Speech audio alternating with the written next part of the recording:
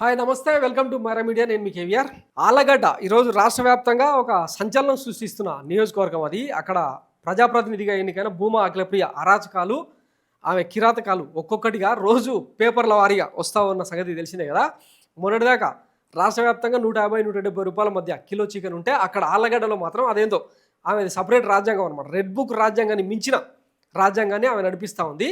250 రూపాయలు కేజీ కొనుక్కోవాలి, లేకపోతే పక్క స్టేట్ల నుంచి పోయి తెచ్చుకోండి అన్న రేంజ్లో ఆమె బెదిరింపులు కథ.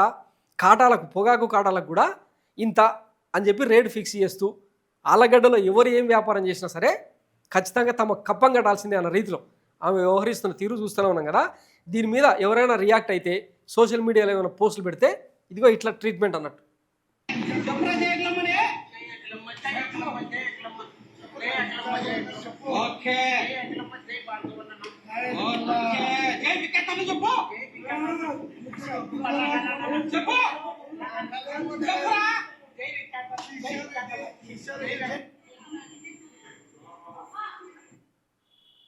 ఎంత ఘోరంగా కొట్టిండు చూడండి.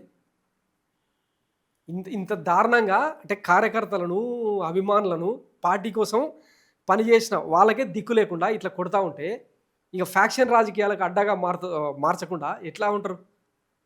సో ఒకప్పుడు రాయలసీమ అంటే ఫ్యాక్షన్ నేర చరిత్ర, అది మొత్తం రూపుమాపినం. నేరస్తులందరినీ ఆ రోజే లాస్ట్ అని చెప్పి మన చంద్రబాబు గారు నిన్ననే ప్రకటించారు కదా. నిన్ననే జరిగిన ఇన్సిడెంట్ ఇది. మరి దీని మీద ఏం చర్యలు తీసుకుంటారు? ఆమెతో రాజీనామా చేపిస్తారా ఏమన్నా? అంత సీన్ ఎక్కడిది మనకు? ముఖ్యమంత్రినే దేకట్లేదు ఆమె.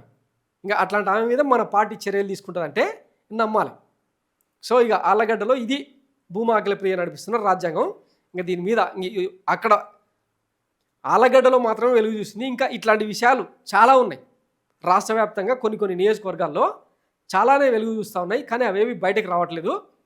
సో ఇక పార్టీ కార్యకర్తలే నిన్న మహానాడు వేదికగా కడప జిల్లాలో ఎక్కడైతే మహానాడు వేదిక జరుగుతుందో అక్కడనే ఒక మహిళ, కడప ఆమె రెడ్డమ్మ ఉంది కదా, మాధవిరెడ్డి, ఆమె నుంచి వేధింపులు అరాచకాలు ఎక్కువైపోయినాయని చెప్పి ఒక మహిళ సెల్ టవర్ ఎక్కి ఆత్మహత్యకు ప్రయత్నించిందనమాట.